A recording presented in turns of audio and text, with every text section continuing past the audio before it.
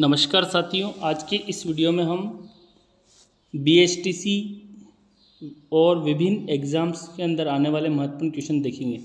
देखिए, पहला प्रश्न है, विक्रमशिला विश्वविद्यालय स्थापित किया गया था। तो साथियों, धर्मपाल द्वारा स्थापित किया गया था, यानी पहला क्वेश्चन का आंसर है विक्रमशिला यूनिवर्सिटी धर्मपाल द्वारा। तंजौर स्थित राजराजेश्वर मंदिर का निर्माण करवाया था, तो ये राजराज प्रथम ने करवाया था। कब कराया था? 985 से लेकर 1014 ईस्वी के बीच में। खजुराहो के विश्व प्रसिद्ध मंदिरों का निर्माण किसने करवाया था? तो चंदेलों ने करवाया था। और गुर्जर, साथियों इस वीडियो के अंदर हम महत्वपूर्ण क्वेश्चन देखेंगे जो कि आपके सभी प्रतियोगी परीक्षाओं में काम में आएंगे। गुर्जर प्रतिहार वंश का प्रसिद्ध शासक था, वत्सराज था। और संध्याकार नंदी के प्रसिद्ध ग्रंथ रामचरित की विषय वस्तु का संबंध किससे है? तो ये पाल वंशी रामपाल से हैं। और औदंतपुर शिक्षा केंद्र अवस्थित था, तो साथियों ये बिहार राज्य में अवस्थित था। विक्रमशिला केंद्र में के संस्थापक का नाम है तो धर्मपाल हैं। ये पहले ही क्वेश्चन आ चुका है। विक्रमशिला विश्वविद्यालय स्थापित किया गया था धर्मपाल द्वारा। चोल वंश का संस्थापक है तो ये विजयालय हैं, चोल वंश के संस्थापक। और दक्षिण भारत के मंदिरों के आकर्षक द्वार गोपुरम कहलाते हैं। और 12वीं सदी में राष्ट्रकूट वंश के 5 शिलालेख मिले, तो ये कर्नाटक राज्य में मिले। और नेक्स्ट है हमारा, दक्षिण भारत के साहूकारों का नाम था, तो ये चेट्टी था। और नेक्स्ट क्वेश्चन है, उपेंद्र ने परमार वंश को स्थापित किया, तो किसने किया? उपेंद्र ने। परमार वंश को उपेंद्र ने स्थापित किया। और मलाया, सुमात्रा और जावा की विजय का श्रेय जाता है, तो राजेंद्र चोल फर्स्ट को जाता है। सिंधु पर सफल आक्रमण करने वाला प्रथम अरब था, मोहम्मद बिन कासिम था। और पृथ्वीराज रासो के लेखक, कई बार क्वेश्चन आता है साथियों, पृथ्वीराज रासो और पृथ्वीराज विजय। तो पृथ्वीराज रासो के लेखक है चंद्रबरदाई, जबकि पृथ्वीराज विजय के लेखक है जयानक। तो ये आपको याद रखना है, पृथ्वीराज विजय के लेखक कौन है? जयानक हैं। और पृथ्वीराज रासो के लेखक कौन है? चंद्रबरदाई। और स्वर्ण भूमि का वह राजा जिसने नालंदा में एक बौद्ध विहार की स्थापना की तथा उसके रखरखाव हेतु अपने दूत द्वारा देवपाल से 5 गांव दान देने के लिए प्रार्थना की, तो ये थे बालपुत्र देव। कल्हण की पुस्तक का नाम है, कल्हण की जो पुस्तक है राजतरंगिणी। तो कई बार क्वेश्चन आ जाता है, राजतरंगिणी पुस्तक किसकी है? तो कल्हण की है। और महमूद गजनवी ने अपना अंतिम सैन्य अभियान भारत पर किया, कब किया था? ये 1027 ईस्वी में किया था। ऐहोल में दुर्गा मंदिर का निर्माण हुआ था, तो ये चालुक्य काल में हुआ था, ऐहोल के अंदर दुर्गा मंदिर। अब दिल्ली सल्तनत की क्वेश्चन है हमारे। दिल्ली सल्तनत का वह सुल्तान जिसको लाख बख्श कहा जाता है, तो साथियों कुतुबुद्दीन ऐबक को लाख बख्श कहा गया है। गुलाम वंश का प्रथम शासक था, तो गुलाम वंश का प्रथम शासक था कुतुबुद्दीन ऐबक। कुतुबुद्दीन ऐबक की राजधानी कहाँ थी? तो ये लाहौर में थी। कहाँ थी? लाहौर में। भारत में मोहम्मद गोरी ने प्रथम अक्ता प्रदान किया था, तो ये कुतुबुद्दीन ऐबक को प्रदान किया था। दिल्ली सल्तनत के शासक जिसने कुतुब मीनार के पास हौज ए शमसी का निर्माण करवाया था, तो ये इल्तुतमिश ने करवाया था। और इल्तुतमिश शासक था, तो ये गुलाम वंश का था। ओके, गुलाम वंश का।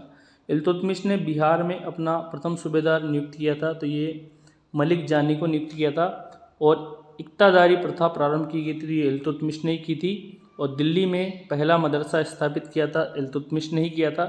और मुस्लिम शासक जिसका साम्राज्य दार उल इस्लाम का एक भाग माना जाता था, तो इल्तुतमिश का। कुतुब मीनार पूरा किया गया था, तो कुतुब मीनार का जो कार्य इल्तुतमिश के द्वारा पूरा किया गया था। नेक्स्ट है हमारे, विग्रहराज चतुर्थ द्वारा निर्मित विद्यालय के स्थान पर निर्मित किया गया, तो 2.5 दिन का झोंपड़ा जो कि अजमेर में स्थित है, तो ये एक संस्कृत विद्यालय था पहले। 2.5 दिन का झोंपड़ा है, तो ये मस्जिद हैं। और सल्तनत काल के सिक्के, टका, शशगनी एवं जीतल धातुओं के बने होते, तो ये चांदी और तांबे के बने होते थे। अपने सद्गुणों के बावजूद रजिया सफल नहीं हुई क्योंकि उच्च वर्ग को स्त्री शासन नापसंद था, यानी कि उच्च वर्ग को स्त्री का शासन नापसंद था। और पहली जो महिला सुल्ताना जो बनी थी वो रजिया सुल्ताना दिल्ली सल्तनत की। अमीर ए शिकार की पदवी पर बलबन को नियुक्त किया गया, रजिया सुल्तान ने अमीर ए शिकार की पदवी पर बलबन को नियुक्त किया, रजिया सुल्तान ने बलबन को अमीर ए शिकार की पदवी पर नियुक्त किया था। रजिया सुल्तान किसकी पुत्री थी? तो ये इल्तुतमिश की पुत्री थी, पहली महिला शासिका थी ये। वह प्रथम मुस्लिम शासक जिसने शासन के सिद्धांत यानी कि थ्योरी ऑफ किंगशिप को राजाओं के ईश्वरीय अधिकार सिद्धांत के समान प्रतिपादित किया, तो ये बलबन ने किया था। और वह हिंदू सुल्तान जिसने रक्त एवं लोह की नीति अपनाई थी, तो ये बलबन ने अपनाई थी।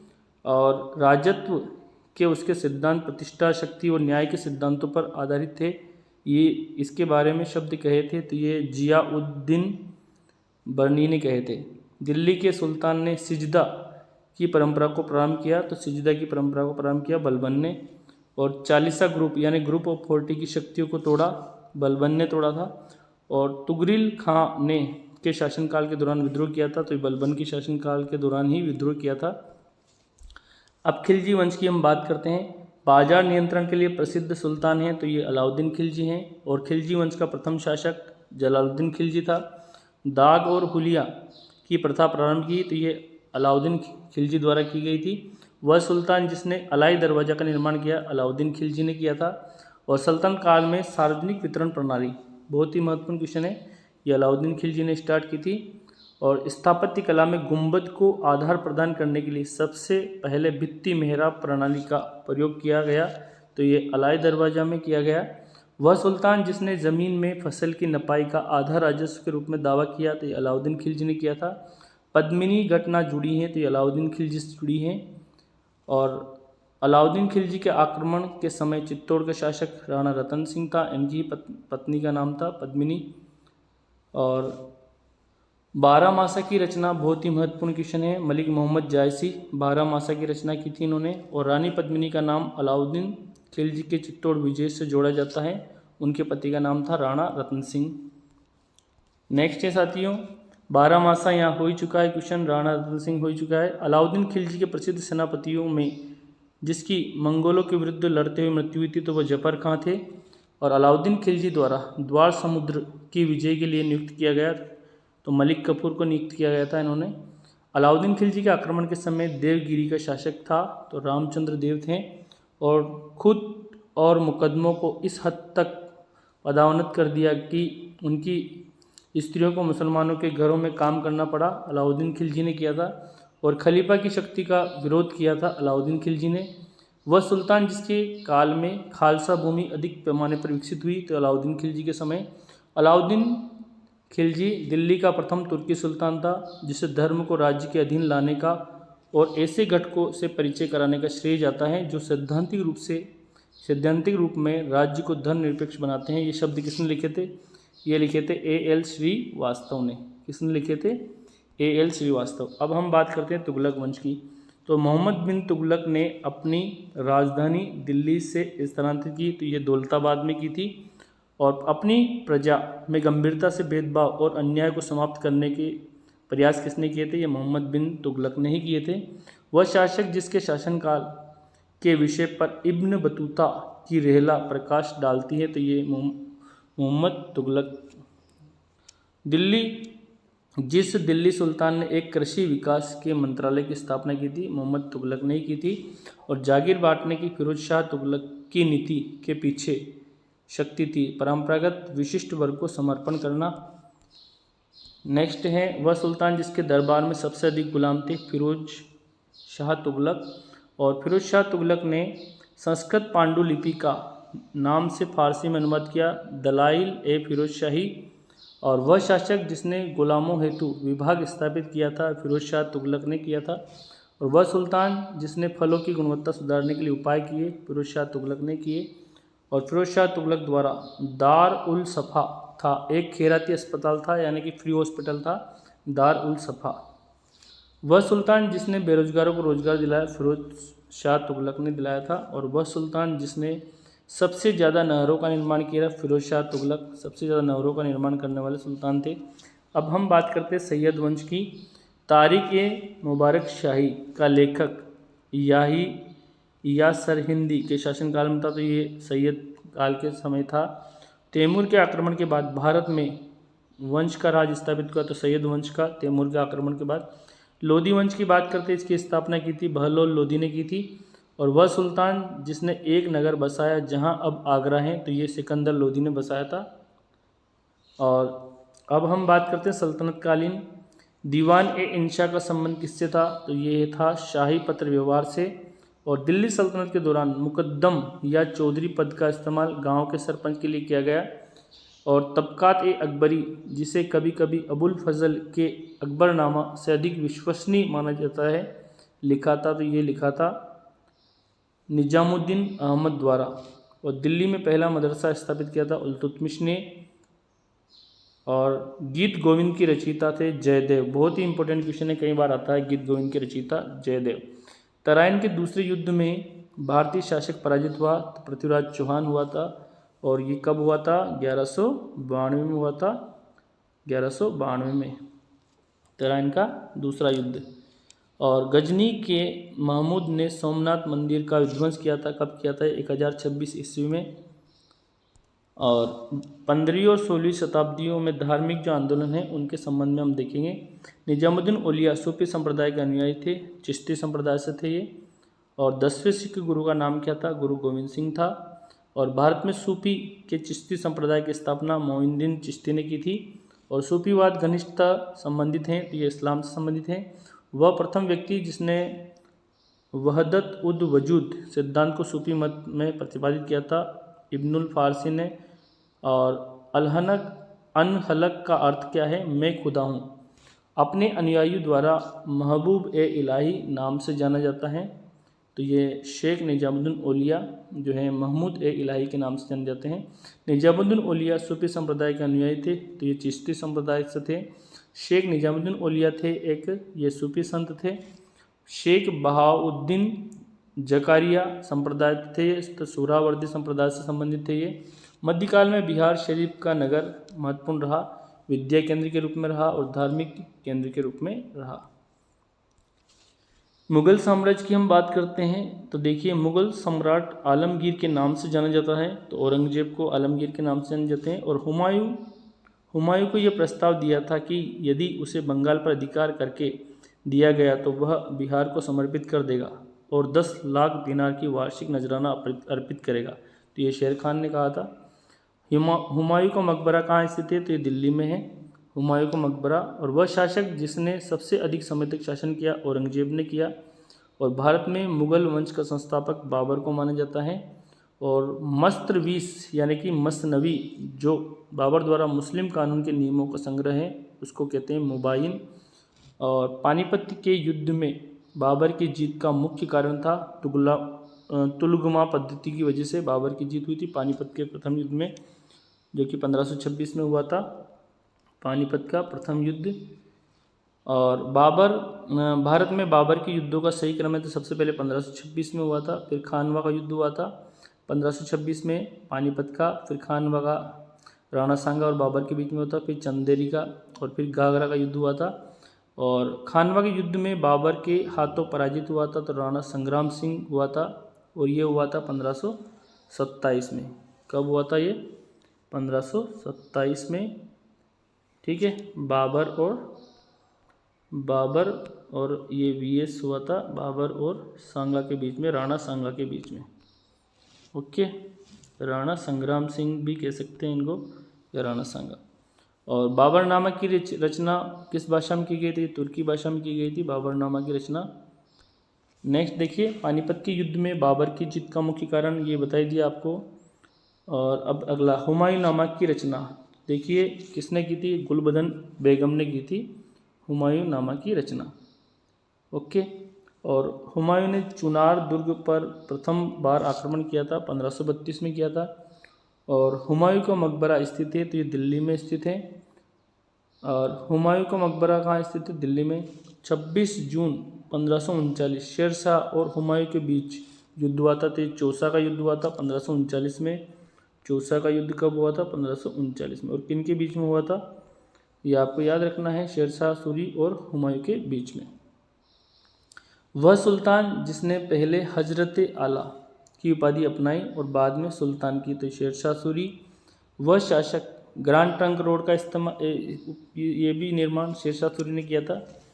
और वह शासक जिसने अपनी सैन्य टुकड़ियों को 200, 250 और 500 की इकाइयों में विभाजित किया था, इस्लाम शाह ने किया था।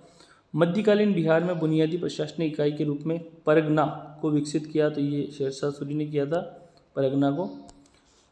किसी भी सरकार ने नहीं और अंग्रेजों ने भी नहीं जितना कि इस पठान ने काफ़ी बुद्धिमत्ता का परिचय दिया। शेरशाह सूरी के बारे में शब्द किसने कहे थे, तो ये H.C. किन ने कहे थे कि किसी भी सरकार ने नहीं और अंग्रेजों ने भी नहीं जितना कि इस पठान ने काफ़ी बुद्धिमत्ता का परिचय दिया, तो ये H.C. किन ने कहा था। किसके बारे में कहा था, शेरशाह सूरी। भारत के एकीकरण के बाद वह मध्य पूर्व और पश्चिम एशिया को एक करना चाहता था, जो एक विश्व साम्राज्य की स्थापना की एक महत्वपूर्ण कदम था। R.P. त्रिपाठी ने मुगलकालीन भारत के सम्राट की, तो ये शेरशाह सूरी के बारे में कहा था। 1529 में दक्षिण बिहार पर आक्रमण किया, लेकिन शेर खां के द्वारा परास्त किया गया, तो ये नुसरत शाह को किया गया था। कश्मीर घाटी के अंतिम मुस्लिम शासक यूसुफ शाह चक, जिन्हें मुगल सम्राट अकबर द्वारा बिहार से निर्वासित किया गया था, दफन है, तो ये नालंदा में दफन है। और वह राजवंश जिसके द्वारा मनसबदारी प्रथा का आविष्कार किया, या मुगल वंश के द्वारा मनसबदारी प्रथा का शुरू की गई थी। और मध्यकालीन भारत में मनसबदारी व्यवस्था लागू की गई थी, तो ये सैनिकों की सुगमता से भर्ती हेतु लागू की गई थी। अकबरनामा के खंड हैं, तो ये 3 खंड है अकबरनामा के। और रज्जम नामा फारसी अनुवाद है, तो ये महाभारत का फारसी अनुवाद है रज्जम नामा। मध्यकाल में वंश की पारिवारिक उपाधि मिर्जा थी, तो ये मुगल वंश की थी पारिवारिक उपाधि। पद्मावत लिखा है, बहुत ही महत्वपूर्ण पद्मावत मलिक मोहम्मद जायसी ने लिखा है पद्मावत, ये कई बार आता है। आईने अकबरी लिखी गई थी, तो ये अबुल फजल द्वारा लिखी गई थी आईने अकबरी। और अकबर के दरबार में सुप्रसिद्ध चित्रकार थे, तो अब्दुस्सम्मद थे, अब्दुस्सम्मद अकबर के दरबार में प्रसिद्ध। और जब्ती प्रणाली उपस्थित, ये शेरशाह सूरी की थी। दसवंत और बसावन प्रसिद्ध चित्रकार किस मुगल सम्राट के राज दरबारी थे, तो अकबर के थे। और यूरोपीय चित्रकारी का प्रवेश के दरबार में हुआ था, अकबर के दरबार में हुआ था। फतेहपुर सीकरी के निर्माण का श्रेय किसको जाता है, अकबर के ही जाता है। और वह मुगल शासक जिसने चित्रकारी के लिए विभाग बनाए, तो ये अकबर ने ही बनाए थे। 1582 में अकबर ने दीन-ए-इलाही लागू किया, जो था तो एक व्यवहार संहिता थी, यानी कि कानून था।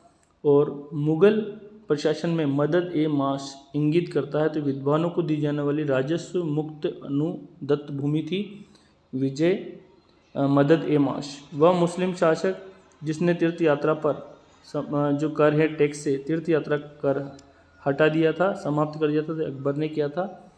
और भारत में के शासनकाल में इंग्लिश ईस्ट इंडिया कंपनी का गठन हुआ, तो अकबर के काल में ईस्ट इंडिया कंपनी का गठन हुआ था।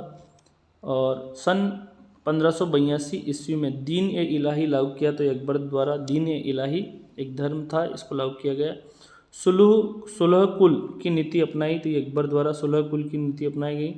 हल्दीघाटी के युद्ध में महाराणा प्रताप की सेना के सेनापति थे हकीम खां सूरी थे। और अकबर ने बंगाल तथा बिहार को मुगल साम्राज्य में मिलाया, तो ये 1576 ईस्वी में मिलाया।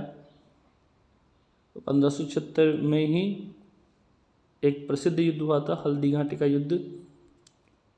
नेक्स्ट है, अकबर के शासनकाल में इलाहाबाद में 40 स्तंभ युक्त मंजिल के निर्माण में 5000 से अधिक 20,000 लोगों ने 40 साल तक काम किया था, ये कथन है विलियम फिंच का कथन है।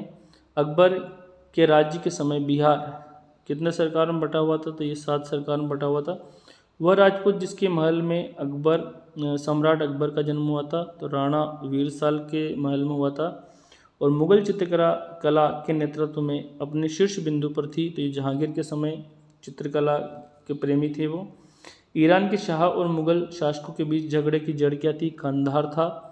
और 2 अस्पा सिंह अस्पा प्रथा किसने शुरू की थी, तो ये जहांगीर ने शुरू की थी। और एतमादुल्ला का मकबरा आगरा में बनवाया था, तो ये नूरजहाँ ने बनवाया था। और अंग्रेज यात्री विलियम हॉकिंस मुगल सम्राट के समय भारत आया था, तो ये जहांगीर के समय आए थे हॉकिंस व्यापार की अनुमति लेने, और इनके दरबार में उपस्थित हुए थे। ये आप कब उपस्थित हुए थे, ये लगभग 1615 में उपस्थित हुए थे। और नेक्स्ट है, जहांगीर के दरबार का सजीव वर्णन किया था, तो ये सर थॉमस लो ने किया था। और अंग्रेजों में से जहांगीर ने खान की उपाधि से सम्मानित किया था, हॉकिंस को किया था खान की उपाधि से। और पर्चिनकारी यानी कि पेट्रा ड्यूरा संबंधित है, तो ये दीवारों में अर्ध कीमती पत्थर जड़कर फूलों की नक्काशी करने से संबंधित है। वह मुगल शासक जिसने न्याय हेतु एक जंजीर और घंटी लटकाई थी, जिसे जंजीर ए आदिल कहा जाता था, ये जहांगीर ने लटकाई थी। सर टॉमस रो भारत में किसके काल में आया था? जहांगीर के काल में आए थे। और दिल्ली के लाल किले का निर्माण किसने किया था? शाहजहां ने कराया था। लाल किला शाहजहां ने निर्माण करवाया था इसका। और वह शासक जिसने आना सिक्के का प्रयोग प्रारंभ किया, तो ये शाहजहां ने किया था।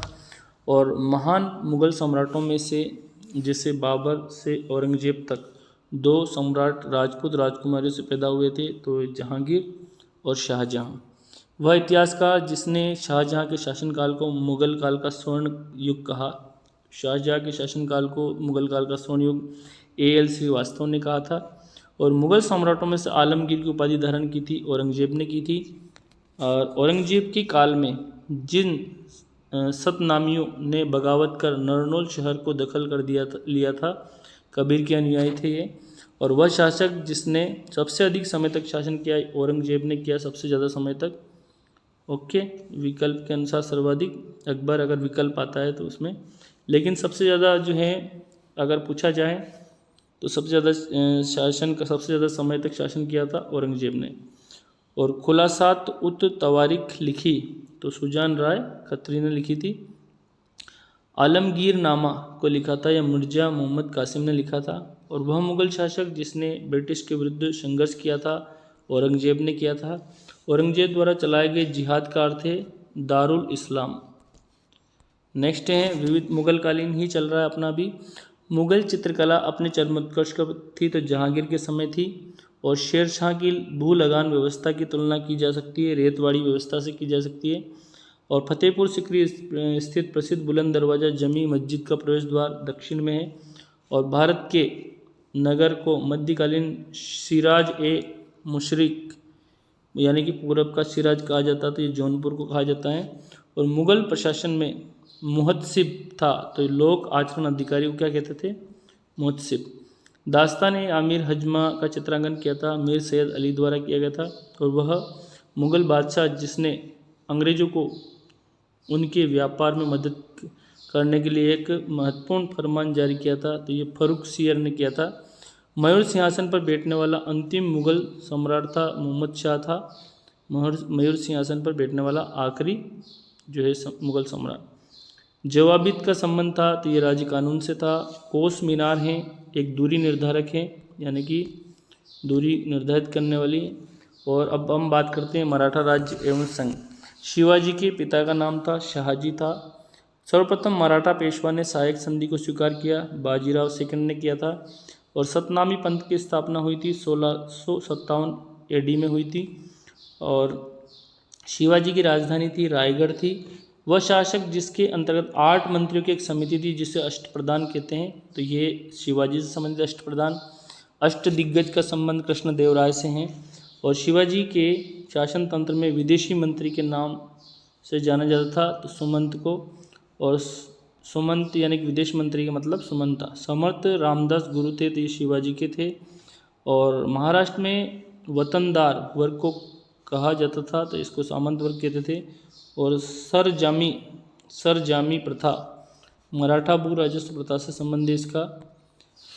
19वीं शताब्दी में सामाजिक और सांस्कृतिक जागरण की हम बात करते हैं। राष्ट्रवाद की आध्यात्मिक दिशा किसके द्वारा लोकप्रिय बनाया गया? तो स्वामी विवेकानंद जी के द्वारा।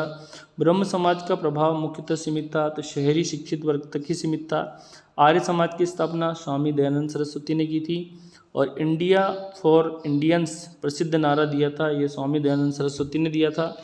और भारत में सेल्फ रेस्पेक्ट मूवमेंट प्रारंभ किया था, ये E.V. रामास्वामी नायकर ने किया था, सेल्फ रेस्पेक्ट मूवमेंट। 1784 ईस्वी में एशियाटिक सोसाइटी ऑफ बंगाल आरंभ किया था, विलियम जोन्स ने किया था। युवा बंगाल आंदोलन के स्थापना का श्रेय हेनरी विवियन डोरेजियो की जाता है।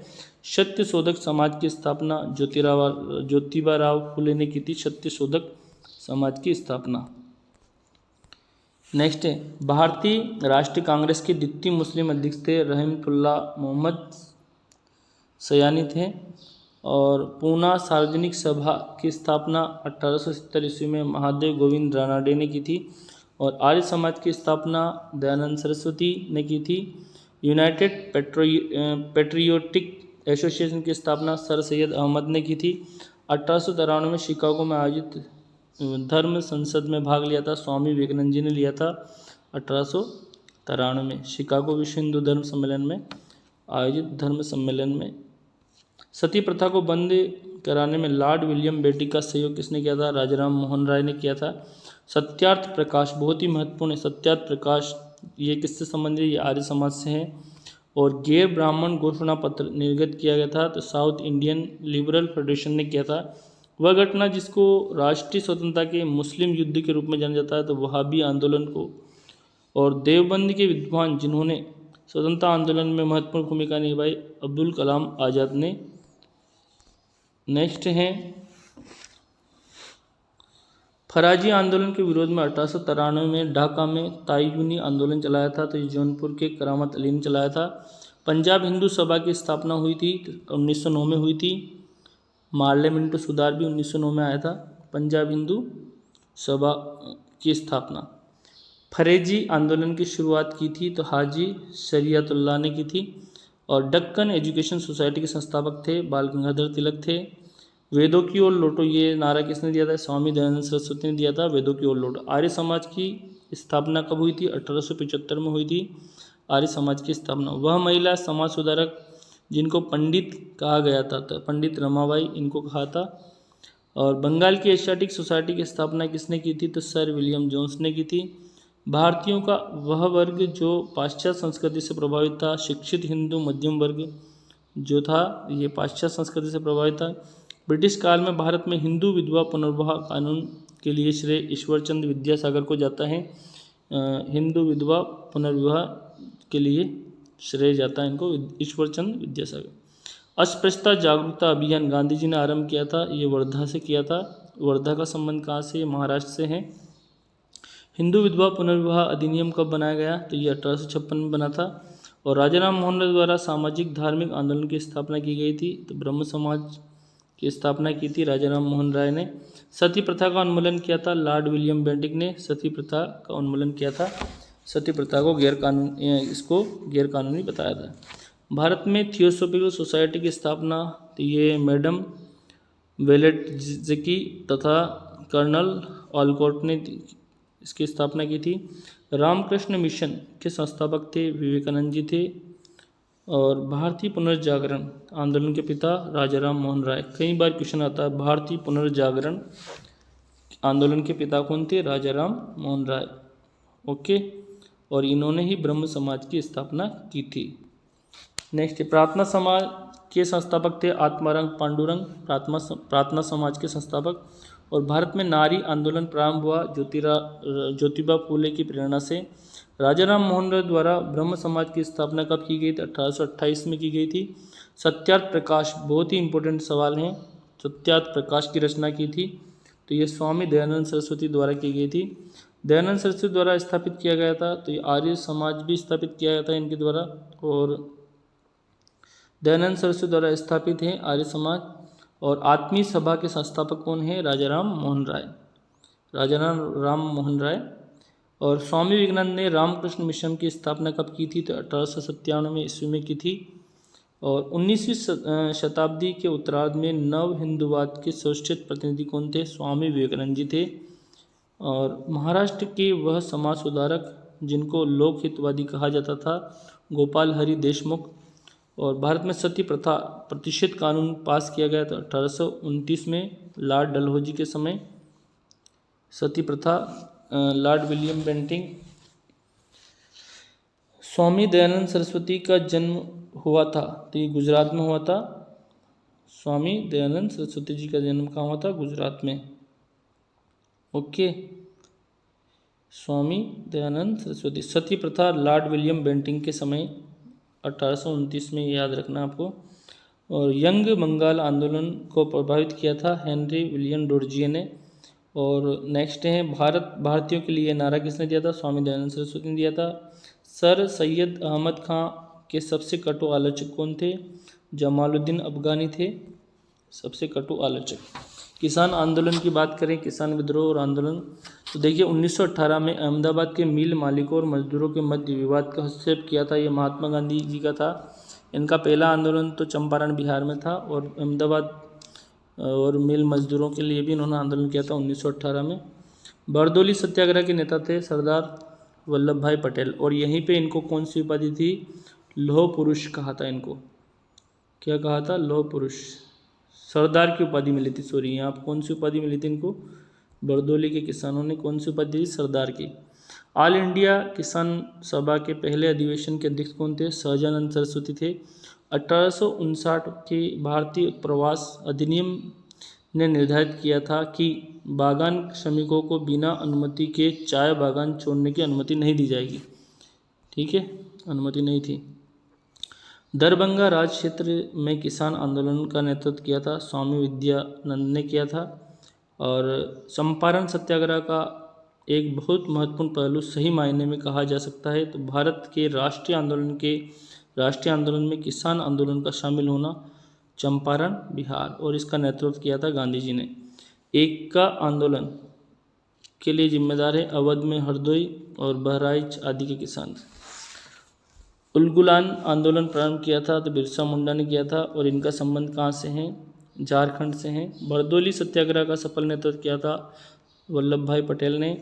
किसानों को उनकी खेती की ज़मीन से अलग कर दिया गया स्थायी बंदोबस्त प्रणाली के द्वारा। और मालाबार में मोपला विद्रोह परिणाम था, खिलाफत आंदोलन हुआ मोपला विद्रोह की वजह से। चंपारण में इंडिगो यानी कि नील के जो किसानों की दशा की और गांधी जी का ध्यान आकर्षित किया, राजकुमार शुक्ल के आमंत्रण पर ही ये गए थे चंपारण बिहार में। नेक्स्ट क्वेश्चन है, नवंबर 1936 में भागाधिकारी पट्टेदारों को जमींदारों के बेदखल प्रयासों के विरुद्ध बहड़िया मुंगेर में एक बड़ा आंदोलन प्रारंभ किया तो बिहार किसान महासभा ने किया था।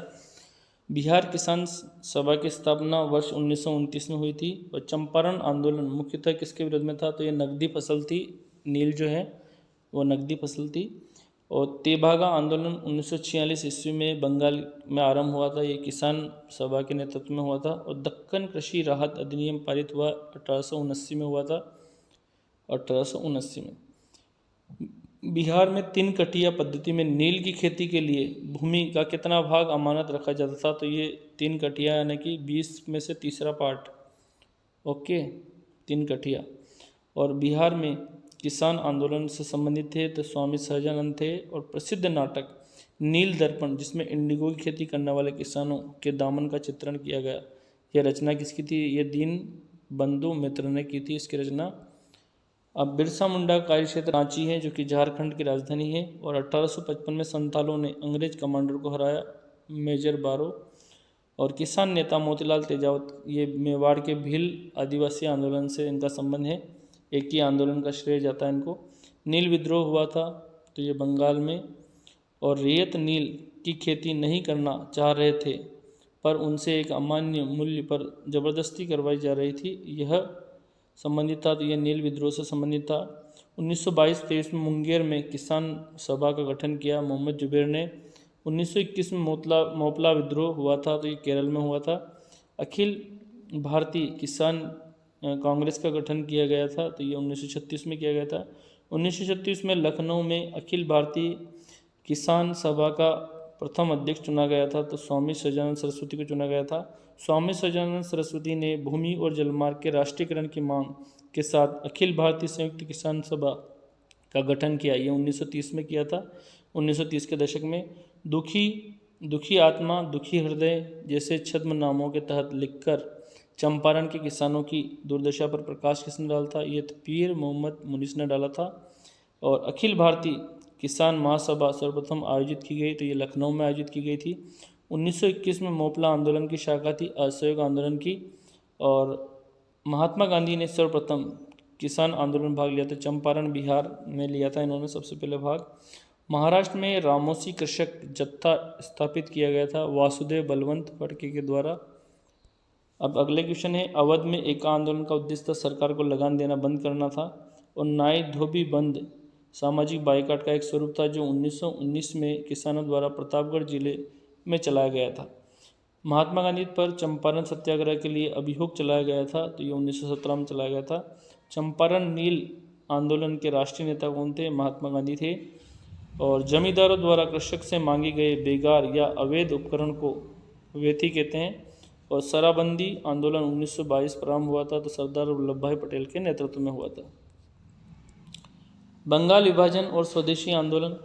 प्रथम बार संघर्ष के तरीके के रूप में स्वदेशी एवं बहिष्कार भारत में अपनाया गया। बंगाल विभाजन कब हुआ था? 16 अक्टूबर 1905 को हुआ था बंगाल विभाजन।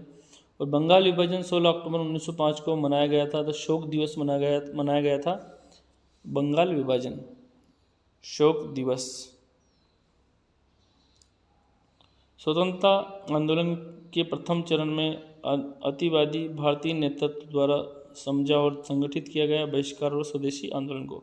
वह घटना जिसके दौरान वंदे मातरम गीत एक धार्मिक मंत्र बना था, बंगाल विभाजन के दौरान बना था, ये एक धार्मिक मंत्र बना था। बंगाल विभाजन के विषय में ने कहा था, विभाजन हमारे ऊपर बम की तरह गिरा, सुरेंद्रनाथ बनर्जी ने कहा था। स्वदेशी आंदोलन की सबसे बड़ी कमी यह रही कि वह आंदोलन के लिए समूह का समर्थन नहीं जुटा पाया था, ये मुस्लिम। और स्वदेशी बांधव समिति का संस्थापक था अश्विनी कुमार दत्त थे।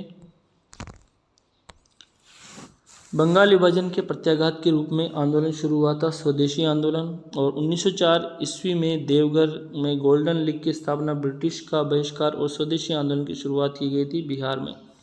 1904 में अभिनव भारत सोसाइटी के संगठित किया वी.डी. सावरकर ने। और बिहार कांग्रेस कमेटी के पहले अध्यक्ष थे सैयद हसन इमाम। 1905 ईस्वी में विभाजन के पश्चात बंगाल एक प्रांत के रूप में पुनः एकीकृत हुआ 1911 में। ओके, ये 1911 में। और 1905 में जो बंगाल विभाजन जो हुआ था वो किसके समय हुआ था? तो भारत के वायसराय थे उसमें लॉर्ड कर्जन। और 1911 में बंगाल विभाजन रद्द जो हुआ था लॉर्ड हॉर्डिंग्स के समय हुआ था। भारतीय राष्ट्रीय कांग्रेस के विभाजन हुआ वो सूरत अधिवेशन में 1907 में, यानी कि जो कांग्रेस का विभाजन हुआ था 1907 सूरत अधिवेशन में। और बंग के बाद आंदोलन शुरू हुआ था स्वदेशी आंदोलन। भारत में स्वदेशी आंदोलन हुआ था, बंगाल विभाजन के विरुद्ध हुआ था स्वदेशी आंदोलन। बंगाल विभाजन की घोषणा 19 जुलाई 1905 को की थी, बंगाल विभाजन की घोषणा। भारतीय राष्ट्रीय कांग्रेस में विभाजन हुआ सूरत अधिवेशन में हुआ। कब हुआ था सूरत अधिवेशन? 1907 में। और भारत की राजधानी कलकत्ता से दिल्ली कब स्थानांतरित की गई? तो पहले कलकत्ता थी, 1912 में भारत की राजधानी कलकत्ता से कहाँ स्थानांतरित कर दी गई? दिल्ली में। और मुस्लिम लीग और होम रूल लीग आंदोलन। होम रूल आंदोलन संबंधित बाल गंगाधर तिलक, एनी बेसेंट और सरोजिनी नायडू से संबंधित है। ऑल इंडिया मुस्लिम लीग ने अलग पाकिस्तान की मांग का प्रस्ताव कब रखा था? तो ये रखा था 23 मार्च 1940 में। और 1916 में होम रूल लीग प्रारंभ किया एनी बेसेंट और बाल गंगाधर तिलक ने। मुस्लिम लीग के पाकिस्तान प्रस्ताव के पहले दो राष्ट्र के सिद्धांत को प्रतिपादित किया सर सैयद अहमद खान ने। और भारतीय राष्ट्रीय कांग्रेस के दूसरा जो सम्मेलन में मुस्लिम प्रतिनिधियों ने भाग लिया था, कितनों ने लिया था? 33 ने। और मुस्लिम लीग ने अपना वार्षिक अधिवेशन नियमित रूप से प्रारंभ कब से किया था? 1925 से। होम रूल आंदोलन भारत के स्वतंत्रता संग्राम के एक नए चरण के आरंभ का द्योतक था, क्योंकि इसने देश के सामने स्वशासन की एक ठोस योजना बना रखी थी। मुस्लिम लीग द्वारा पाकिस्तान की स्थापना की मांग करने वाला प्रस्ताव पारित किया गया 1940 में।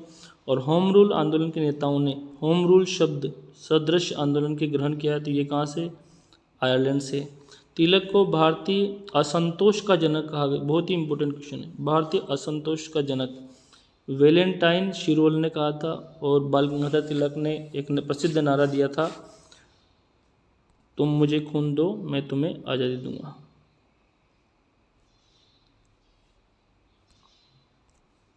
नेक्स्ट है, स्वराज मेरा जन्मसिद्ध अधिकार है और मैं इसे लेकर रहूँगा। सॉरी, ये तुम मुझे खून दो मैं तुम्हें आज़ादी दूंगा, ये सुभाष चंद्र बोस का नारा है। और ये तुम मुझे खून दो मैं तुम्हें आज़ादी दूंगा और स्वराज मेरा जन्मसिद्ध अधिकार है, मैं इसे लेकर रहूँगा, ये नारा था बाल गंगाधर तिलक का। ऑल इंडिया मुस्लिम लीग की स्थापना की थी नवाब सलीमुल्लाह खान ने की थी 1916 में बाल गंगाधर तिलक के पक्ष में अदालत में पैरवी करने वाले वकीलों का नेतृत्व कर रहे थे मोहम्मद अली जिन्ना। और साम्राज्य के अंतर्गत स्वशासन नामक उद्देश्य को मुस्लिम लीग ने स्वीकार किया, 1913 में स्वीकार किया था स्वशासन। रोलेट एक्ट और खिलाफत और असहयोग आंदोलन की बात करते हैं। मुस्लिम स्वतंत्रता सेनानी को भाईचारा और एकता दर्शाने हेतु गोल्डन टेम्पल की चाबियां सौंपी सैफुद्दीन किचलू। और 1922 में घटना हुई थी, चोरा चोरी कांड हुई था, और ये इसका संबंध गोरखपुर से, यूपी से। रविन्द्रनाथ टैगोर ने अपनी जो नाइटहुड की उपाधि कब त्यागी थी? जलियांवाला बाग हत्याकांड के कारण। ये जो जलियांवाला बाग हत्याकांड हुआ था 13 अप्रैल 1919 को हुआ था अमृतसर में। जनरल डायर ने नृशंस हत्या कर दी थी यहाँ पे। वर्ष 1919 में भारतीय इतिहास संबंधित थे, तो जलियांवाला बाग त्रासदी से संबंधित है, और इसके लिए हंटर कमीशन बैठा था। और महात्मा गांधी द्वारा भारत में आरंभ किया गया प्रथम सत्याग्रह था चंपारण, बिहार से संबंध है। बिहार के वकील ने असहयोग आंदोलन के समय अपनी लाभप्रद वकालत छोड़ दी थी, तो ये डॉक्टर राजेंद्र प्रसाद जी ने छोड़ी थी। मालाबार में मोपला विद्रोह का परिणाम था खिलाफत आंदोलन, वह आंदोलन जिसके दौरान हिंदी को पूरे देश के लिए भाषा के रूप में अपनाया गया। असहयोग आंदोलन के दौरान महात्मा गांधी के सत्याग्रह के प्रमुख सिद्धांत थे सत्य, अहिंसा और निडरता और निर्भयता। 1923 में स्वराज पार्टी का गठन किया गया चित्तरंजन दास ने और मोतीलाल नेहरू ने। स्वराज पार्टी 1923 में इसका गठन किया। भारत में गांधी जी का प्रथम सत्याग्रह आंदोलन था, ये पहले ही बता चुके हैं। उन्होंने सविनय आंदोलन का प्रयोग किया था, तो ये चंपारण बिहार, मतलब यहाँ पे उन्होंने सविनय अवज्ञा आंदोलन जो है पहला आंदोलन था उनका। ओके, और ये हो ही चुका है। बिहार के नगर में 1922 में भारतीय राष्ट्रीय कांग्रेस का वार्षिक अधिवेशन हुआ था, गया में हुआ था। 1920 से 22 में अशोक आंदोलन के दौरान बिहार में प्रचलित मान्यताओं में से एक यह थी कि उनकी जीत होगी, क्योंकि गांधी धर्म के प्रतीक थे, और वह क्षेत्र जहां राहुल सांकृत्यायन 1920 के असहयोग आंदोलन में सक्रिय थे। छपरा खिलाफत आंदोलन प्रारंभ किया था, तो ये था मौलाना मोहम्मद अली और शौकत अली ने, इनका संबंध था खिलाफत आंदोलन से। अली बंधु भी कहा जाता है इनको। ओके, ये हो चुका है अपना। 1920 में खिलाफत कमेटी की सभा, जिसमें गांधी जी को अशोक आंदोलन के नेतृत्व को संभालने का अनुरोध किया था, वह घटना हुई थी इलाहाबाद शहर में।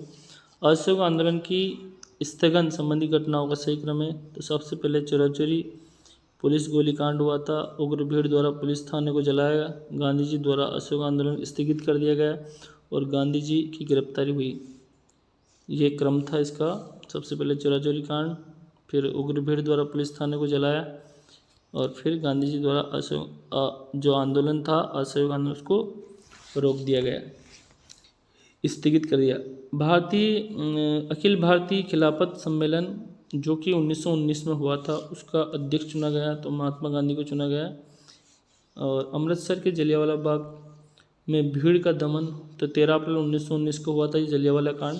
रोलेट एक्ट पास हुआ 1919 में हुआ था, रोलेट एक्ट जिसे काला कानून भी कहा गया है। और नेक्स्ट है, गांधी जी ने अशोक आंदोलन प्रारंभ किया था, 1920 में किया था। जलियांवाला बाग में प्रदर्शन के लिए लोग जमा हुए थे, तो ये किचलू और सत्यपाल के बंदी बनाने के विरोध में जो महासभा रखी गई थी। महात्मा गांधी ने खिलाफत आंदोलन का समर्थन किया, क्योंकि गांधी जी ने अंग्रेजों के खिलाफ अपने आंदोलन में भारतीय मुसलमानों का सहयोग प्राप्त करना चाहते थे, यानी कि वो जो है खिलाफत आंदोलन का इसलिए समर्थन, तो क्योंकि वो चाहते थे कि मुसलमानों का भी सहयोग। वह घटना जिसके बाद महात्मा गांधी ने अशोक आंदोलन को अपनी हिमालय जैसी भूल बताई, तो चोरा चोरी कांड के बाद, क्योंकि इसमें जो है अहिंसा जो है, इसमें हिंसा हो चुकी थी और वह अहिंसा के मार्ग पर चलना चाहते थे। अशोक आंदोलन के दौरान ने पटना कॉलेज छोड़ा, जबकि उसकी परीक्षा के केवल 20 दिन ही बचे थे, जयप्रकाश नारायण यानी कि जेपी नारायण ने। और गांधी जी के अशोक आंदोलन में लोगों को शराब से परहेज करने का आग्रह किया गया। फलस्वरूप सरकार के राजस्व में भारी कमी आई। एक प्रदेश की सरकार ने लोगों को फिर से शराब पीने को प्रेरित करने के लिए प्रमुख व्यक्तियों की एक सूची प्रसारित की गई जो कि शराब पीते थे। उस प्रदेश का नाम है, तो उसका नाम है बिहार। जलियांवाला बाग नरसंहार गांधीवादी सत्याग्रह के संबंध में हुआ था, तो ये रोलक एक्ट के विरोध में हुआ था। चंपारण में गांधी जी को आमंत्रण किया था, तो राजकुमार शुक्ल ने चंपारण बिहार जो है नील किसान के जो किसान थे, नील की खेती करने वाले, 3 कटिया पद्धति, उसके विरोध के लिए ये आए थे। और महात्मा गांधी ने अपनी सत्याग्रह की तकनीक का प्रथम प्रयोग चंपारण बिहार में ही किया था। ब्रिटिश शासनकाल में कानून के अंतर्गत लोगों को बिना उचित सुनवाई के बंदी बनाने की अनुमति थी, तो ये रोलक एक्ट इसी का विरोध चल रहा था। रोलक एक्ट 1919 में ये रोलक एक्ट आया था, जिसको काला कानून कहा था। चोरा चोरी की घटना घटित हुई थी, ये 4 फरवरी 1922 को घटित हुई थी, चोरा चोरी कांड, जिसका संबंध यूपी गोरखपुर से है। रोलक एक्ट का भारतीय राष्ट्रीय कांग्रेस ने विरोध किया क्योंकि इसका लक्ष्य था व्यक्तिक स्वतंत्रता को सीमित करना, यानी कि जो किसी भी व्यक्ति को सीधा जेल में डाल दिया जाता था। और हमारा आखिरी जो क्वेश्चन चल रहे हैं, जलियांवाला बाग नरसंहार गांधीवादी सत्याग्रह संबंधित ये रोलक एक्ट से हैं। चंपारण में गांधी जी को आमंत्रित किया था, राजकुमार शुक्ल ने किया था। और ब्रिटिश शासनकाल में कानून के अंतर्गत लोगों को बिना उचित सुनवाई के लिए रोलक एक्ट लगाया गया था, जिसको काला कानून कहा था। चोरा चोरी कांड हुआ था 4 फरवरी 1922 को, और व्यक्तिगत स्वतंत्रता सीमित किया गया था इसमें। और गांधी जी ने असहयोग आंदोलन वापस चोरा चोरी कांड की वजह से ही लिया था। और फरवरी 1922 में पुलिस चौकी में आग लगाने की घटना, ये उत्तर प्रदेश चोरा चोरी कांड से ही संबंधित है। और वह घटना जिसने गांधी जी को भारत के स्वतंत्रता संग्राम के क्षेत्र में लाकर खड़ा कर दिया, जलियांवाला हत्याकांड। और ब्रिटिश का भर्ती सार्जेंट की उपाधि प्रथम विश्व युद्ध के दौरान सरकार को अपना सहयोग देने के कारण प्राप्त की। तो सार्जेंट की उपाधि किसके दी गई थी? महात्मा गांधी को। सत्याग्रह आंदोलन जिसमें गांधी जी ने प्रत्यक्ष रूप से भाग नहीं लिया था, तो वायकोम सत्याग्रह में नहीं लिया था। स्वराज दल की स्थापना असफलता के बाद हुई, तो असहयोग आंदोलन की असफलता के बाद स्वराज दल की स्थापना हुई। बिहार के स्थान में गांधी जी ने अपना प्रथम सत्याग्रह किया, तो चंपारण में किया था। और चंपारण आंदोलन संबंधित नहीं था, तो ये जयप्रकाश नारायण से संबंधित था। ये किससे था? महात्मा गांधी से। स्वराज आम जनता के लिए होना चाहिए, केवल खास वर्ग के लिए नहीं, के प्रसिद्ध सूत्र किस था? तो ये किसने कहा था? चित्तरंजन दास ने कहा था कि स्वराज जो है वो आम जनता के लिए होना चाहिए। 1917 से 18 ईस्वी में अहमदाबाद में गांधी जी द्वारा चलाए गए सत्याग्रह का में हिस्सा लिया था, तो ये मजदूरों ने चलाया था। 1917-18 में अहमदाबाद के मिल मजदूरों ने, बोनस को लेकर। आई होप सारे क्वेश्चन आप लोगों के लिए इम्पोर्टेंट होंगे और सभी क्वेश्चन आपके काम में आएंगे। Thank you.